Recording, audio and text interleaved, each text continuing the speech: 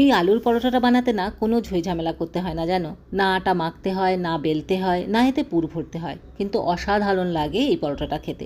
আর বানানো খুব সহজ, অবশ্যই একবার বানিয়ে দেখো কেমন। নিয়েছি সেদ্ধ আলু, খুব ভালো করে স্ম্যাশ করে নিয়েছি। এর মধ্যে দিয়েছি গোটা জিরে, দিয়েছি জিরে পাউডার, চাট মশলা, স্বাদ মতন লবণ দিয়েছি, দিয়েছি কাঁচা লঙ্কা কুচি আর একটু ধনেপাতা কুচি। সমস্ত কিছু খুব ভালো করে মিক্স করে নিয়েছি। একটা বড় বাটিতে নিয়েছি 2 কাপ পরিমাণে আটা, এর মধ্যে দিয়েছি হাফ চামচ পরিমাণে জোয়ান। আলুর পরোটা তাই জোয়ান তো মাস্ট। মশলা মাখানো আলু দিয়েছি আর অল্প অল্প জল দিয়ে একটা ঘন ব্যাটার বানিয়ে নিয়েছি। এর মধ্যে আরও কিছু অ্যাড করেছি, দিয়েছি স্বাদ মতন লবণ, ধনেপাতা কুচি দিয়েছি আর একটু আদা গ্রেট করে দিয়েছি, এতে ফ্লেভারটা খুব ভালো হবে। 1 চামচ সুজি দিয়েছি। সুজি দিলে আলুর পরোটাটা মুচমুচে হবে। খুব ভালো করে সমস্ত কিছু মিক্স করে 15 মিনিট রেস্টে রেখেছি। এবারে পরোটাটা একটু রঙিন করার জন্য সামান্য হলুদ গুঁড়ো, লঙ্কার গুঁড়ো দিয়েছি। আর যেহেতু সুজি দিয়েছিলাম তাই একটু এটা ফুলে গেছে, তাই এর মধ্যে একটু জল দিয়ে আমি এটা একটা ঘন ব্যাটার বানিয়ে নিয়েছি। একদম পাতলা ব্যাটার কিন্তু এটা করা যাবে না।